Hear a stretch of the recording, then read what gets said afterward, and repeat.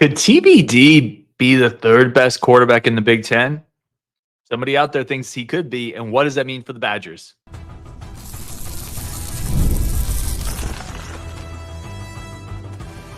You are Locked On Badgers, your daily podcast on the Wisconsin Badgers. Part of the Locked On Podcast Network, your team every day. What is going on, Badger fans? Every week we come back with you and we talk about comments from the Discord, YouTube, Twitter, things we want to talk about. This is Locked On Badgers. I'm your host, Ryan Herrings, here every single day, part of the Locked On Podcast Network. Thank you so much for tuning in. It is game week. Let's go. We have survived. Sports fans, college football fans, Badger fans, we have survived the long drought-filled summer without football. We are here, and let's talk about some comments. Let's talk about some things that are put out there. The first one I wanted to get to was Pro Football Focus, as Tyler Van Dyke is the number 3 quarterback in the Big Ten entering the season. But the top 6 they have down below, they have Dillon Gabriel, Drew Lar, Van Dyke, Miller Moss, the USC quarterback, Will Howard over at Ohio State, Rogers, the quarterback up at Washington. Interesting, right? A couple things I want to talk about. What if Tyler Van Dyke is the third best quarterback in the Big Ten? Is that realistic? And what does that mean for the Badgers? I want to start with there's certainly a way you can squint your way to it, because the Big Ten quarterback depth chart, if the Big Ten was one football team, right? It was the Big Ten was one roster. Its quarterback depth chart would not be as good as other conferences, right? At the top, you have Dillon Gabriel, and then you'd have a bunch of. It's almost inconceivable that the Big Ten with 18 teams now, 18 teams now, and USC, Penn State, Ohio State, Michigan, Oregon, USC, that this is the collection of quarterbacks. It's not great. So in that sense, yeah, Van Dyke, if Van Dyke is what we saw redshirt freshman Miami Van Dyke, he could be the third best quarterback in this league. Again, you just look at this list. The Big Ten is filled with first-year quarterbacks, guys like Donovan Raiola. It's filled with kind of younger quarterbacks that haven't played yet. It's filled with transfers in from lower levels, guys like Max Brosmer.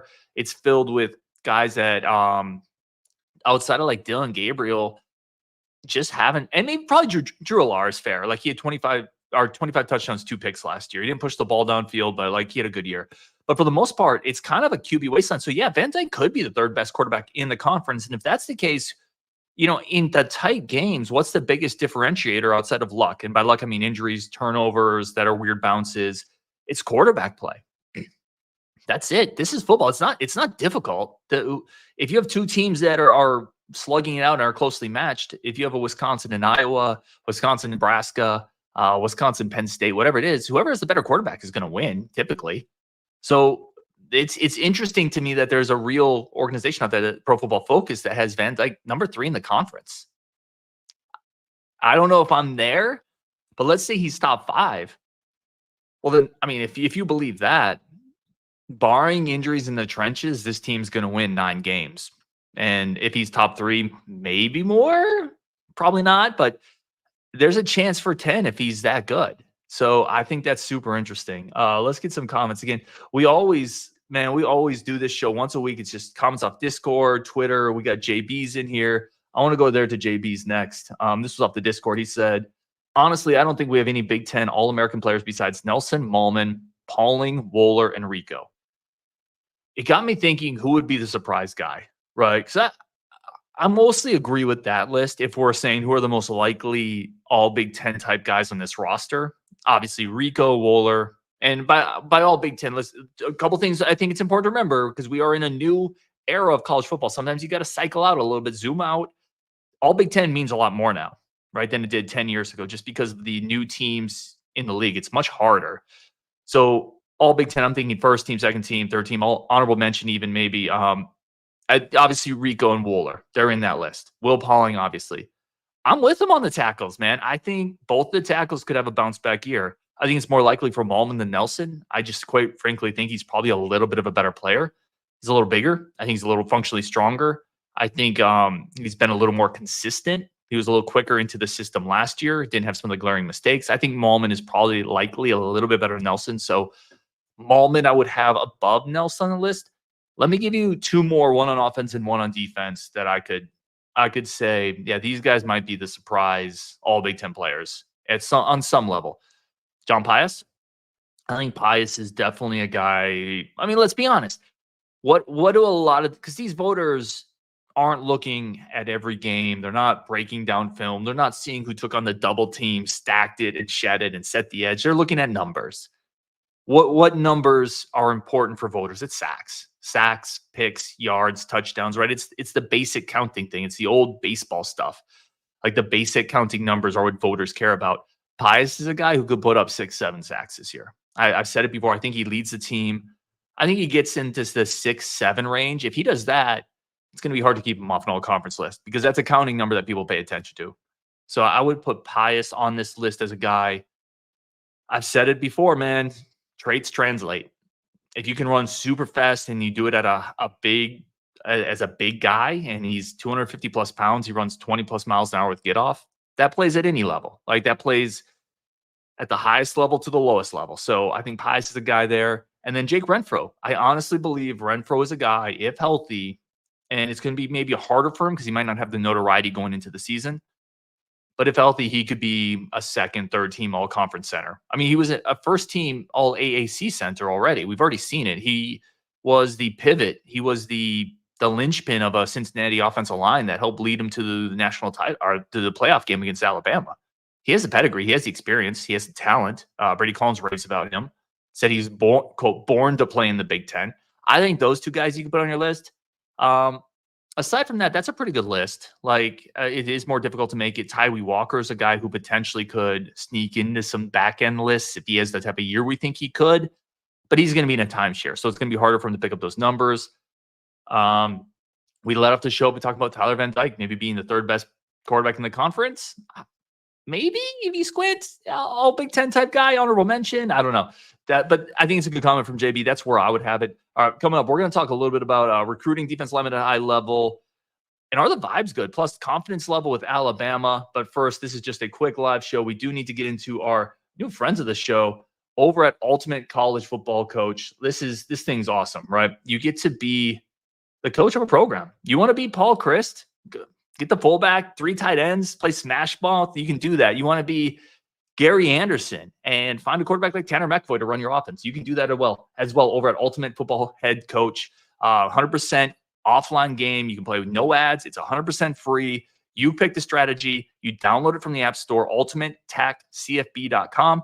Use our code for 100% free boost on your program. That's use code LOCKEDONCFB. And you get to determine the success of your coaching program. Dive a little bit deeper, be a little nerdier on football. We all love that over at Ultimate College Football Head Coach, ultimatetechcfb.com. Use our code LOCKEDONCollegeFootball. Today's episode is also brought to you by our great friends over at 5 Hour Energy. I use this all the time, man. I have a big list of things I need to do. If I'm in the middle of it, I'm starting to sag a little bit, right? I've hit that trough. Let me pop a 5 Hour Energy. Let me get back into doing what I need to do. You can do it after lunch. Maybe you're a little tired, you're hitting that afternoon malaise, pop it back in, get going. It is a great, simple, easy, no sugar, which honestly, a lot of us get too much of that anyway. So it's nice to have a no sugar, convenient, portable option. And now you can get a great deal, right? Go to the website. They have flavors galore. They have the cornucopia of flavors, watermelon, berry, tropical, whatever it is. You can build your own 12-pack or 24-pack. You choose the flavor and it's delivered right to your door. Go to 5hourenergy.com. That is the number 5hourenergy.com. Get some 5 Energy products today. Use our promo code LOCKEDONCFB to receive 20% off your order. The offer is only valid through September 30th. One order cannot be used with our promotions. The code is not good on your subscription orders. Go to 5hourenergy.com today. Okay, let's get into some of these vibes. That's the next comment I want to get into. That is from, let's see. Oh, man, I think it's from Matt. I didn't write his name down. But he said, other than James Thompson, this was a YouTube comment, other than James Thompson injury and the freshman linebacker from the Dakotas, which is Thomas Heiberger, everything is trending positive. I was thinking about that. Yeah, like I won't say everything, right? Because I was trying to think, it's so easy, right, to come out of spring, super amped, super pumped, super excited. Everybody's in the best shape. And I think a lot of programs are like that. I would say Malman being nicked up going into closed practices makes me a little trepidatious. There's a little bit of, geez, I hope he's good to go type of a thing. I thought it took a little long for Van Dyke to click. And I also thought there were some issues hitting the deep balls, connecting on deep shots, vertical shots, pushing the ball down the field. I thought there were some issues there, which to me were related to the secondary looked really good, the receivers being a little unable to separate, and some inconsistencies at the quarterback spot. So if I'm nitpicking, I think you're right. Most of the vibes are good, but it would be, outside of the Thompson injury, it would be the ability to push the ball downfield. The Malman getting nicked up thing makes me a little nervous. And then some of our receivers separating. I think those were the other ones. But aside from that, I think people on the defensive line, Brandon Lane, Hills, Neal, I thought all looked pretty good. I thought the linebackers looked really good. I thought the coverage in the secondary looked great. Pauling and Tretch looked really good. Running backs look good. I think there are a lot of good vibes. I agree with you. That's also true for many programs in the country, though. Going into week one, there's a lot of good vibes out there. Let's see. This was from Kurt244. He said, is Wisconsin ever going to recruit defensive linemen at a high level? I can't see it happening. It's going to be a recruit and develop thing. I agree with you. I mean, it depends on what you consider a high level, Kurt. Like, is a high level 2 4-stars and a 5-star in a year? Is it multiple blue chip guys like Oregon's been doing? No, Wisconsin's not going to do that. They're not going to be able to. It's not because they don't want to. It's not because their preference is to recruit and develop. I guarantee you they would want to get their pick of the litter from the defensive line prospects every year. Absolutely. But they're not going to.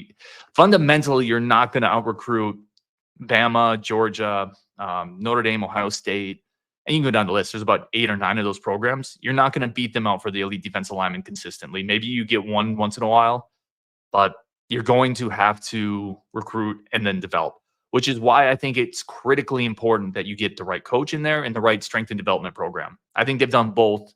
Jury's out. I really like the Whitlow hire on the defensive line. Coming from the service academies, I just think that you're going to come in with a certain type of accountability, of culture, understanding what it takes to be a defense lineman, leadership. And then I have a lot of trust in Brady Collins, and the proof is in the pudding with them. Like, you see what they were able to do with players. So I think you have the strength and development, you have the recruiting part down. But no, I agree with you. Like, they're never going to recruit at the highest level of defense line, which is why I think you need to take more shots too. I think you need more darts to throw at the dartboard. I said in a previous show, you need to get 4 bodies a cycle sometimes at the defense line spot, because a lot of those guys are prospects. They're raw. They're bigger guys. They develop differently. You got to get more chops with the axe, right? Whatever you want to call it. You got to get more scratch off lottery tickets on the defense line. You just have to get a few more, because you're never going to get the 4-star guy that is already polished or the 5-star guy is already polished, because those guys are going to go to those top 8 to 10, 12 schools, whoever they are. Let's bang out some comments here. Those were kind of the saved up comments we had. Let's see what we're all saying in the chat. Again, this is just kind of the community show. We do it once a week. Your comments, we throw them in there. We talk about it. We chop it up. We just sit around. You know what it is? We sit around a virtual campfire and we talk Badgers. That's all it is. We're all sitting around this virtual campfire talking Badgers. Jason Tim, happy game week. Let's go, Jason. Let's cook. Matthew Anderson, Pius is going to be Herbig 2.0. That's tough, because I've already pegged Lafayette as Herbig 2.0. Who does Pius remind us of? See, because Herbig was a little smaller, a little more low center of gravity, a little different body type. Pius, that's a great one. Maybe, I don't know. I don't know if I have a great comp off the top of my head for Pius. But if he has the impact that Herbig has, absolutely. Let's see. Will Hannah, I will believe third best when I see it. I do think he can play some solid ball, though. Yeah, that's fair. I'll believe it too. I don't know if I'd go there. I think it's also reflective of the quarterback depth chart in the Big Ten, as I said. But Will goes on to say if he's third best, 10 wins is possible. I agree. Because if your quarterback is third best, and you know Oregon is going to be 1, maybe Penn State's 2, that means you have a quarterback advantage in every other game. Yeah, it's interesting. Badger and Bormel says he could be second best, but mid as well. Yeah, I think there's a big variance with him. I think 2 is the absolute ceiling. He could be 12th best, because there's inconsistencies there in his history and some injury stuff. So I think there's somewhere, I think 6, maybe 5, somewhere in that range is reasonable. And then you have a top 3-ish, top 33rd percentile, whatever you want to say it. I'm fumbling over my words, type of quarterback in the Big Ten. And then you have a pretty solid backup. That makes your quarterback room, if you believe, Braden Locke is at the very least a solid number 2. That makes your quarterback room one of the better quarterback rooms in the Big Ten, able to go out there go toe-to-toe with most starters and have a backup that's capable if injuries happen, you could be in a way worse spot is my point. Brian Strutz, if he stands up this season, we go 10-2. Let's go. I love it. Let's cook. JB, SEC is the best quarterbacks by far this year. Yeah, no argument there. As he said, Cook, Beck, Milroe, Dart, all better than everyone in the Big Ten not named Gabriel. Yeah, it's not a good quarterback year in the Big Ten. I don't think anybody would argue that. Anybody at all would argue that. Matthew Anderson chimes in, Pius. If we're talking about maybe a surprise guy that makes an all Big Ten team, I agree there. Let's keep going. Any other comments in here? Jeffrey Demander says, how's the swag on the defense? Do they have the intimidation confidence factor? I think that's I'd be blowing smoke if I could tell you yes or no. Talking to some of the linebackers, some of the people I was there for in Platteville, it seems like they're ready for this year. But it's like Tyson said, you got to plan until you get punched in the mouth. I think if you talk to just about any team this year, any real team, the defense is going to say, yeah, we're ready to go. I think we got to see it. We got to see him stand up, get punched in the mouth a little bit, get back up, play a good offense. And we're not really going to know until week 3. Week 1 and 2 are going to be a little more feeler out games. We'll know in week 3. We'll know pretty quick with this team. It's going to be a good litmus test. Let's see. Anything else here? Steve Kneebone said we should be offering all the defense linemen we can. Yeah, I mean, you just got to rebuild the numbers, right? It's not deep enough right now, and it's not going to get deep enough until you land 4 or 5 in a couple cycles in a row, quite frankly. All right, we're going to wrap it up there. Again, just a good show to get some thoughts and comments in. Really do appreciate it. Cheesehead Bucky said Neil had offers from everyone. I think he can get in the conversation soon for defense linemen. Yeah, Neil, for a show that's going to release tomorrow, I did the 12 most important Badgers on the team this year. Not the best, but the most important. I think I had Neil at 5. I have to go back to my list. But Neil's incredibly important for this year because once you lose Thompson, Neil's like your one returning presence guy. I mean, Barton, I guess, as well, but Neil, I think, has a little bit more upside there. Neil's incredibly important this year. So on Wisconsin, we will definitely talk tomorrow and the next day and the day after that and the day after that and the day after that because it is game week. I cannot wait. Some really good interviews coming up this week. We'll get a Western Michigan guy on. I think Rajiv's coming on. I think Brian's coming on. I think Coach Anderson's coming on. Yeah, there's a few more too. I think Teddy Garrard is coming on, who's a 20 quarterback from Georgia. They're recruiting.